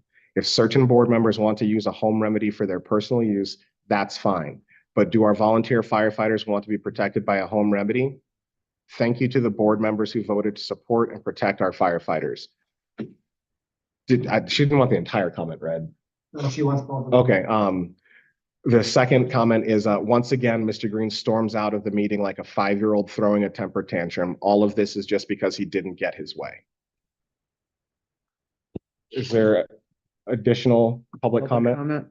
Yes, sir. Oh, Football shows, and I've been on the board a number of times. And this is probably the most acrimonious board I've ever seen. And it's not any one person's fault. The whole board's at fault. We as Americans should be equal in all, everything. We're equal in religion, we're equal in sex, we're equal in color. And it just seems like the people, a lot of the things that are being said or brought up are aimed more at trying to throw barbs at each other than get this thing done and protected. This is my opinion.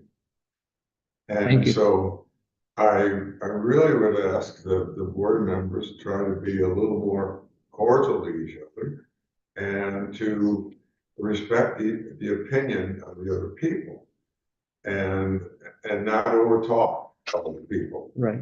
Because there's more than one person over talks. As for the credit card stuff, do the board members have access to the office? No. They don't. I don't. I don't. So, You mean go into the office on our own? No. Yeah. No. No. so from the credit card statements, when I was on the board as a treasurer, I just brought all the backups with me. And if people wanted to see it, we showed it to them. And, so that was a pretty simple solution. So anyway, those are my two comments. Oh, I got one third comment, it has nothing to Okay. do with this. Okay, All right. For your information, 2 weeks ago, I got COVID. Within 48 hours, I felt fine. But the doctors recommended I go for Fraxel. Okay. My blood pressure within a day and a half went from 116/60 to 185/100. on Paxlovid? Are you saying you went on Paxlovid? Fraxel. Oh. And it took almost 36 hours to bring it back down to even 130. So just as a warning. Okay. Thank you, Paul. This meeting took it back to 30. Yeah. Anybody else, public comment? Oh, Sheila? Hi. I'm Sheila Carl, and I've been on the board times with Paul too. And regarding the drainage issue, we talked about that before when I was on the board. We tried a community solution. Everybody looked at it. We brought the county in, the engineer. The county said it's the landowner that you have to deal with. He's the one that's going to have to pay for this. I don't know what you heard, Dave, but we tried to do that. We came up with a cost sharing agreement, and then he backed out. I understand now that the county said the same thing, that it's the landowner. So I don't know how you're gonna resolve that or not, but the other thing is that it just bothers me that people on the board don't trust the treasurer or the documentation. As Niffy said, for years and years and years, the board, we've looked at the transaction list. We're allotted a certain amount of money, so really nobody can overspend what the chief has, what they've budgeted for the line items. So the lack of trust is really disturbing, and I just felt like I needed to point that out. Thank you. Patty? Yeah, I attached. Can you state your name for the folks online, please? Thank you. I saw today that on next Monday night at 9 o'clock on Channel 12, they're doing a program on volunteer firefighters, which sounded kind of cool. Channel and I 12? don't remember the name, I'd tell you. Which channel? Channel 12. Oh, okay. The other thing is that I've been involved with Together JeffGov, and they sent out the draft county CWPP done by Ember Alliance. John and I both read it. We didn't agree on everything, but we did. But all I sent a note back and said it was brilliant, and John didn't agree on that one either. He liked it, and he had some nice words for it, but brilliant, he thought was an overstatement. But it's incredible. If they do 1/10 of that work for us, we are in great shape. However, starting on page 73 of the 225 pages, they start saying what the county is responsible for. And I'm afraid the county is going to back out on it, because we're talking megabucks. What do you mean? They're gonna what? The county's gonna back out on what? On the fire, the CWPP is the county wildlife fire protection plan. And so what they're saying is the county, number one, open space, number two, are responsible for seeing that the county is in a better position for fire. They're saying that staff needs to be hired, permanent staff, not Joe Schmuck wandering through. A permanent person who's in charge of that, a permanent person who's in charge of mitigation, a whole series of people who are able to do that mitigation and go out and help people. A lot of money. And then the next thing I get is something from something from Leslie Dahlkemper saying that they're cutting $500,000 out of the county budget next month or next year. So I hope, I mean, when they start saying what needs to be done, they're saying this is not long-term planning. This needs to be done now. And they have a 3-year window on it to do an unbelievable amount of work. If they do it, we're in a catbird seat. I mean, it was incredible. I'm sure you read it. And, My opinion, uh-huh, a lot of really great stuff. And there's a lot of things that are, the goals that they have are contingent on funding for the county and, things that come in place. That is also the first draft. That is the draft. So the draft came out for the public for public comment. And then they just closed public comment, I believe, on Monday. Sunday. Yes. Yeah. Yeah, I just, it was, no, it was brilliant stuff. Okay, John, did you have something? Thank you, Patty. It is well done. And for the criticism of investing 60 grand in this district to update what the CWPP draft points out, that our fire district is out of date. The 2011 information is rather sophomoric. It only gives 2 areas of potential fire threat, and one portion of the district isn't even evaluated. So any argument that we should not invest in updating our CWPP in concert with what the county is a ridiculous position and irresponsible on the part of all members in this district for which the county has assessed, I say again, our property at $400 million. That's what they think we're worth. And we're bitching about paying $250,000 a year and a $78,000 fire chief to protect that investment. I would also note, in looking at the technical details and the sophomoric coloration on those charts that indicate whether we're in an extreme or moderate or low risk, our county only has, or our district only has 2 levels.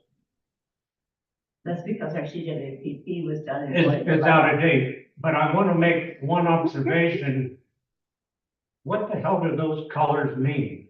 I don't It's know, I like an haven't seen it. Excedrin headache commercial that if it's higher in your head, it's a worse headache.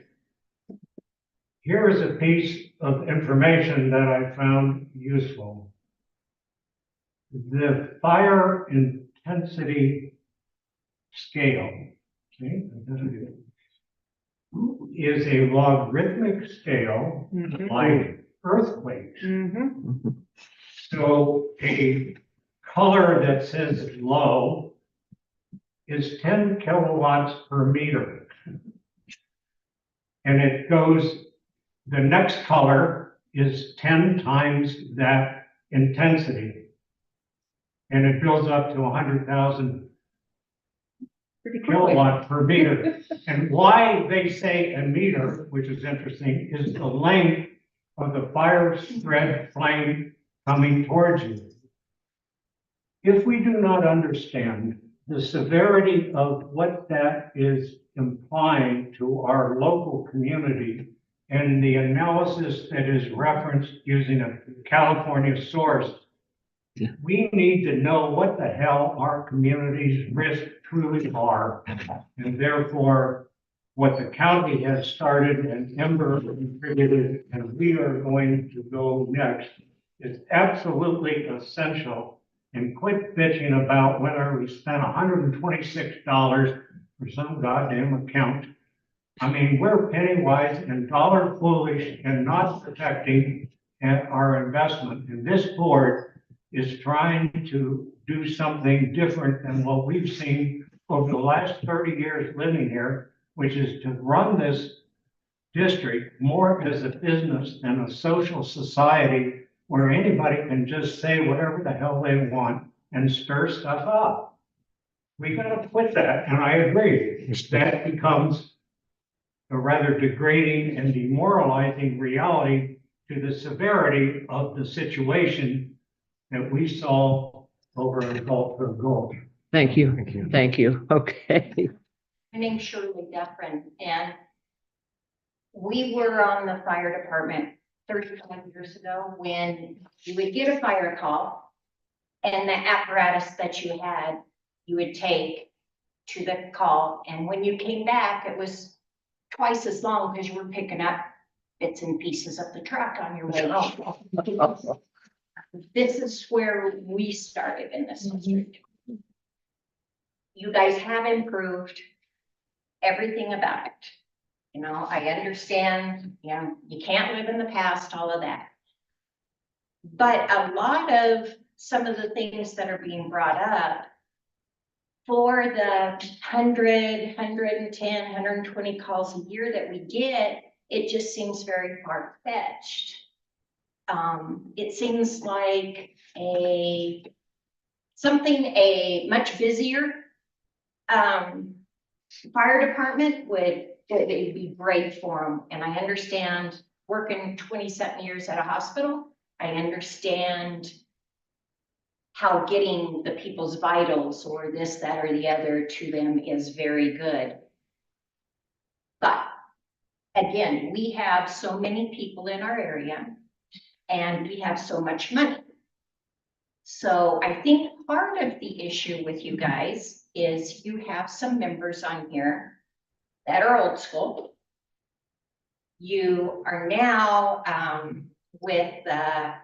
you're not allowed to speak at this time, or, you know, did you make a motion or what? That confuses me because I've never been in that world. And I think that makes anger sometimes. So trying to find a little, one person's very strong on one side, one person's very strong on the other. And that's all you see. Can I, Do you have a question that you want us to answer? no, just a statement. That's pretty much Leah right there. Can I, What she, go ahead. Yes. Well, no, we can't, No, go ahead, we finish. can't respond to you unless you ask us a question. Public comment is solely for your comment. Okay. It felt like you wanted us to answer something, so I was just trying to clarify. Clarify is you personally are constantly saying, you can't talk, you can't do this, you can't do that, you can't do this, you can't do that. Here, hit the ballot. Keep telling her, hit the ballot, hit it. That causes a lot of anxiety, I would say, in people. Yes, this is a business, it is a government thing, it is all of this, but you also have to understand there's people that don't understand that part of it and don't understand that if they bring something to you and say, hey, you know, yes, we don't trust that this money was spent correctly. In the past, well, here it is. What do you got to say now?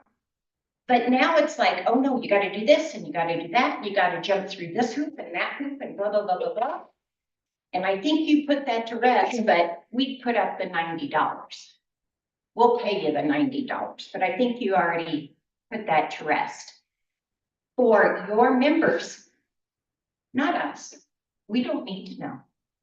Right. But the board here, you guys need to know. When each one of these board members can say, I looked at it and guess what? Everything was spent exactly the way it was supposed to. That gives the public very much confidence.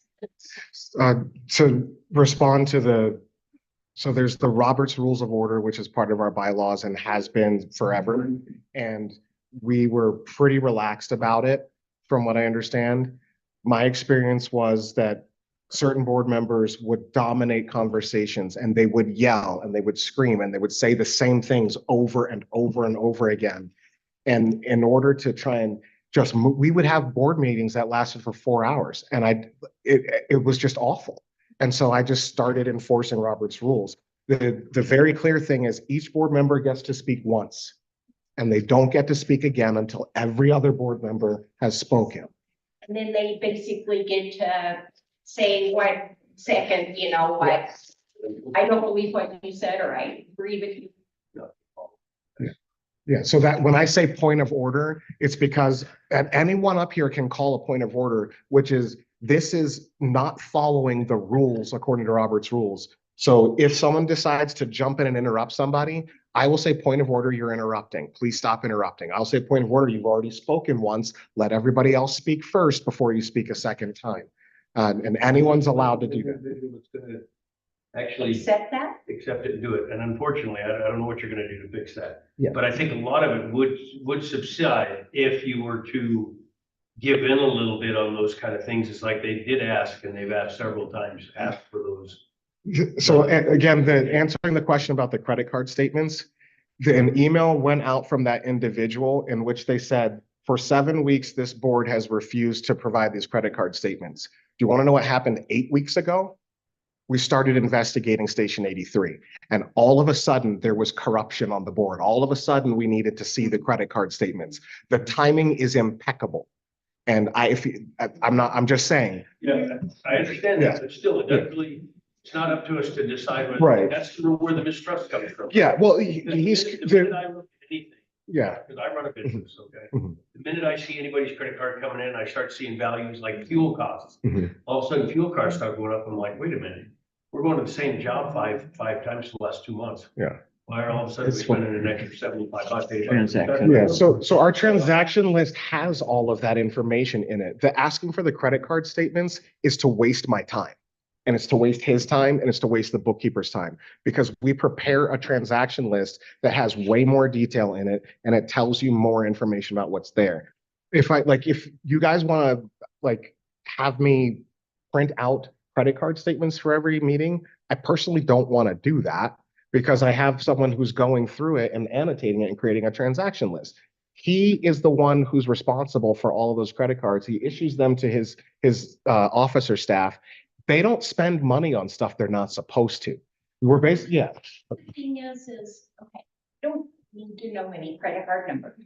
I don't need to know who did it. And what I would like to know is that the X amount was spent on gas this week. Go It's over. in there. It's on the It's transaction on the transaction list. every month. But again, it's the mistrust because you typed that out yourself. I didn't type it out. Well, you know what I'm trying. It's a to say. direct, how, go ahead. Okay. All I can address, there's a few things we can address. Okay, the way that those things are generated is through QuickBooks automatically. QuickBooks export, like it connects to the bank account, it connects to the credit card, and it sucks all the information directly in. And the annotations are created when there's ambiguity. So if there's a credit card, who's got a credit card statement on them? No one? Did everyone walk out with them? Yeah, but like you can just look at it, just read something. No, but so in your, I see. yeah, so if you look at the credit card statement, yeah, the credit card doesn't show you that.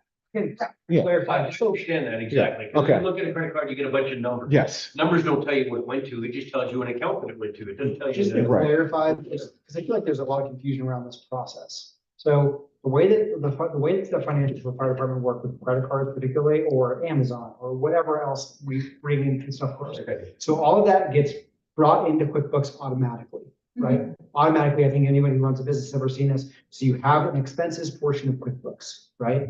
In order for that to be filed and rectified, when it gets rectified, it gets sent to the accountant.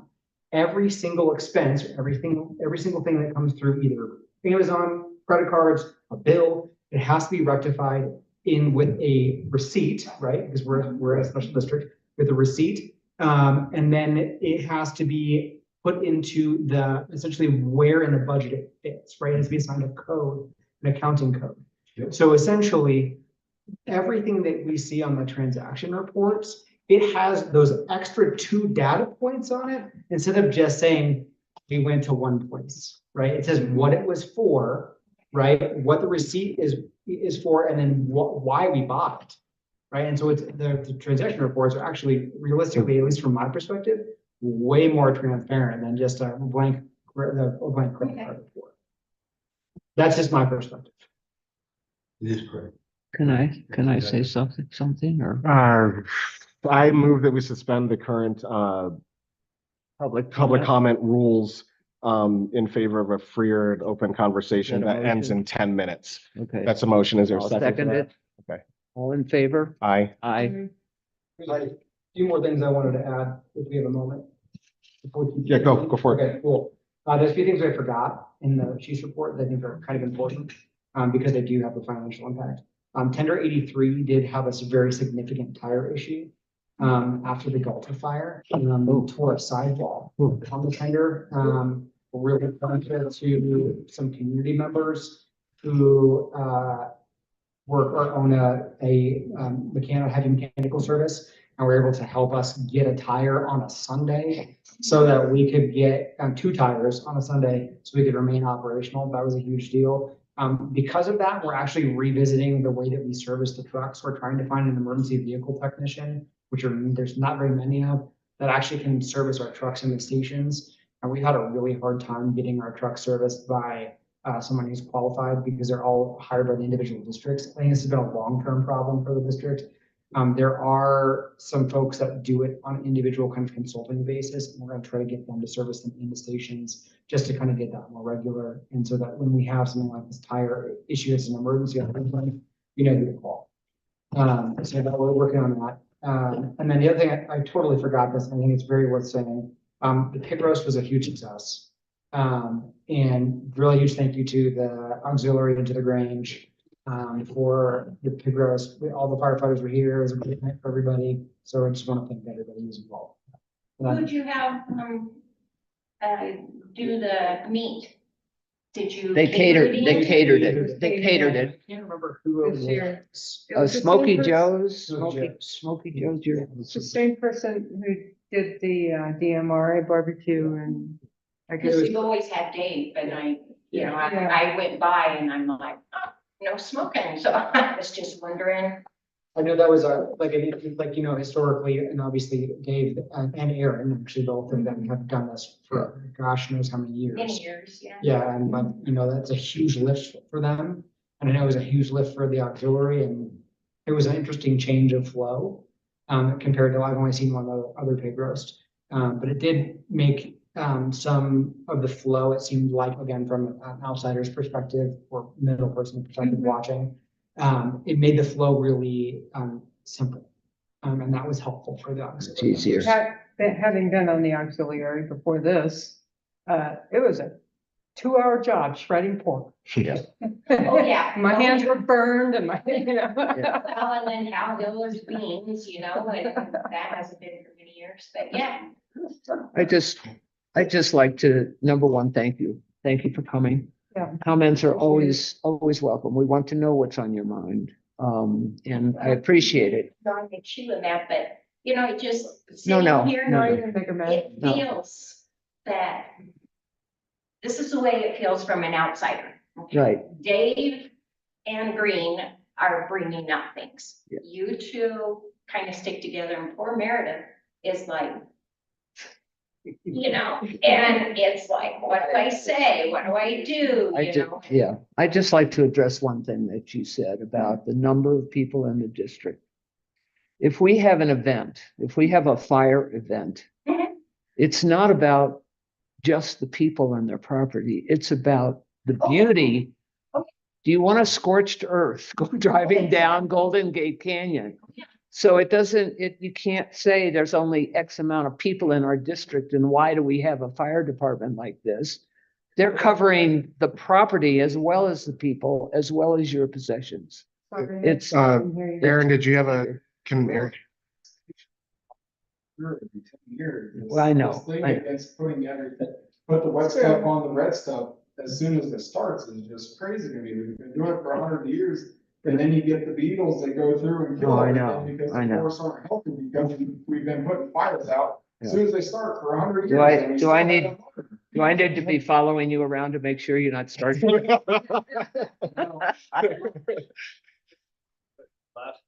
other area of seed.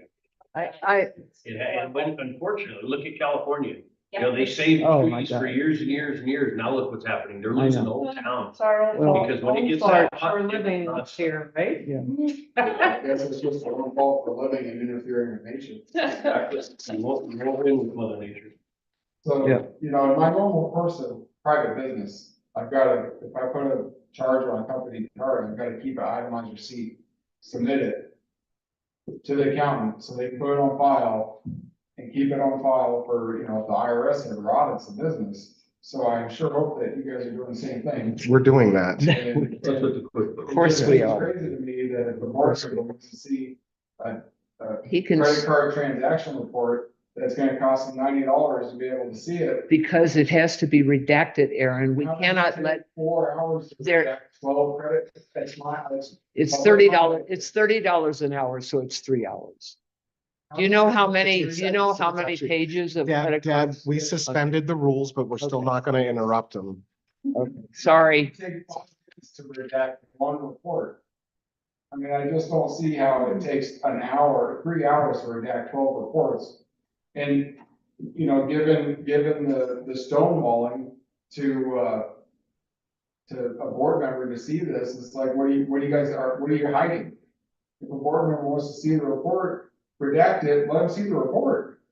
I mean, we don't. It just, the procedure, it has to be through Cora because it's not a matter of public record. That's all. Redact the personal Redact it. information, redact and at this point, I think you guys ought to be redacting the monthly credit card reports and scanning the receipts and putting them online for all the public to see.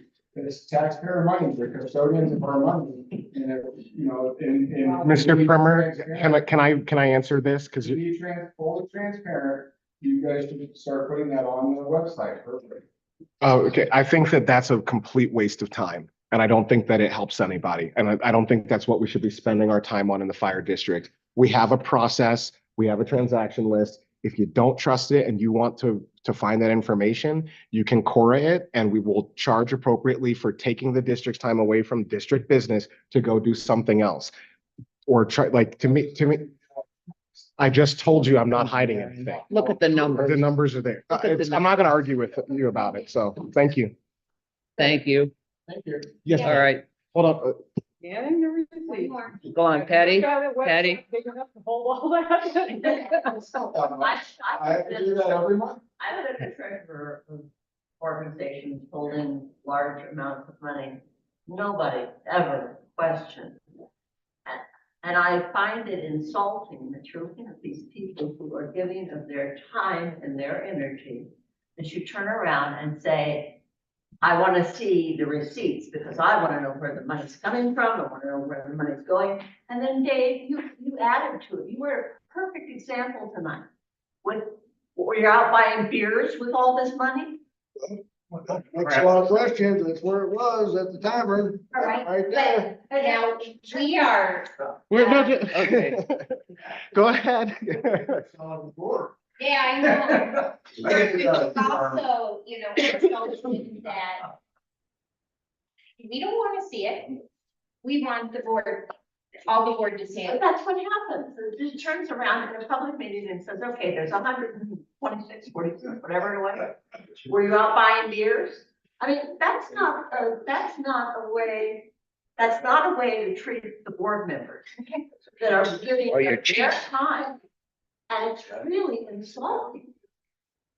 I mean, if anybody had ever approached me that way when I was handling the finances for an organization, which in my case it was, I probably would have said, fine, nice, I'm out. And that's right now with, I'm sorry, Mr. Green's attitude toward people. I will Why agree. we have a hell of a time getting anybody to sit on the board.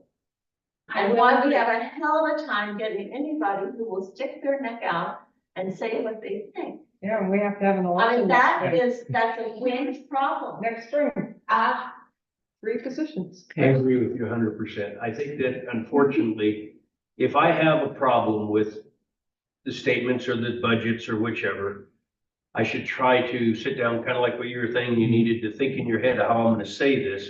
Because if I say what's on my mind right now, it's not going to be liked. So I need to think it through a little bit, do a little diplomatically thinking here and do it right. Need to write that down and say, hey, you know what, I got some questions here on these bank statements. I want to know, I see this thing here, but I want to see exactly what's going on with this. Okay. And have it answered. And I think they should have a right to do that on the board. Okay. You folks shouldn't have, I don't think it needs to be publicized. I don't think it needs to be that, but if I have a problem with it, I think it should. Same with you. If you have a problem with something you're seeing on there, you should be able to have somebody to go to find that out without having to spend money to do so, because you are volunteering.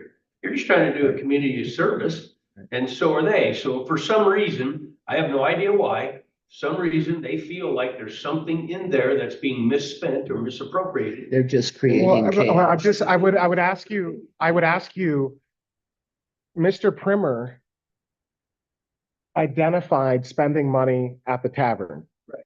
That's in the transaction list. He didn't get anything new from looking at that credit card statement that he wouldn't have gotten from the transaction list. So again, like, and I promise you, there's no government agency out there that's publishing every credit card statement and redacting it online. I know, I understand. I'm just, it's not for you. I'm saying for Mr. Primer to ask me that I have to go out and pull credit card statements for him. I am a volunteer. I have a full-time job and I have a child, and he wants me to spend my time doing that. And if it's not me, then it's another volunteer who has a full-time job and has children and has a life. And if it's not them, then it's him who's doing it. And that costs money. And it's just not a good use of our time. And It's these just are the not. rules. This Yeah. I is think what you're doing here. Yeah. open meeting rules. These are, we consulted a lawyer. This, it has to be courted. It's not a matter of public record. Okay, it's not public to the board. It's only public. He's saying to, Make public out of it. It's between you four board. Right. correct. Okay. So So the the, same thing, either way, Yeah. bottom line is, Yeah. is what you're saying is, it's a dollar thing, it's a money thing, so your time is worth money. Well, all your time is worth money, you're all Yes. putting it in, we're all putting it in right now, right. right? So, hey, you know what, you come to me and you say, hey, you know what, you put a fence post over here on my property. Mhm.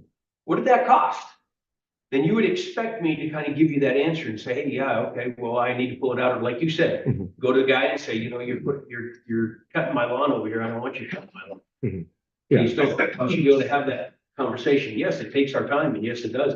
For some reason, they're not trusting what they're seeing, so they're asking it. Unfortunately, I think the right thing to do would be to give them that information. They can. So what we had, He got the.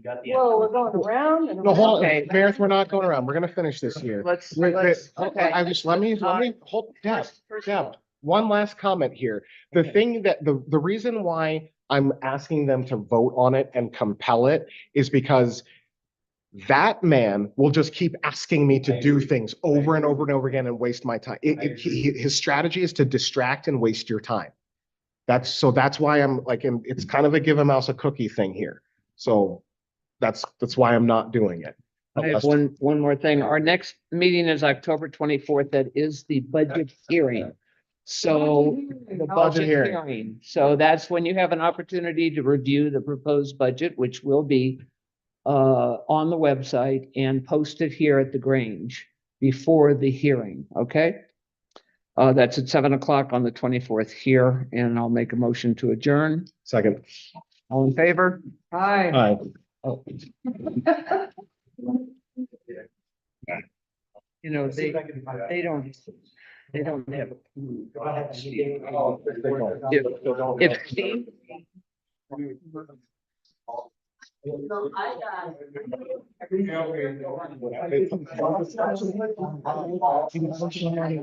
He has published board information to the. Lawyer conversation. They don't know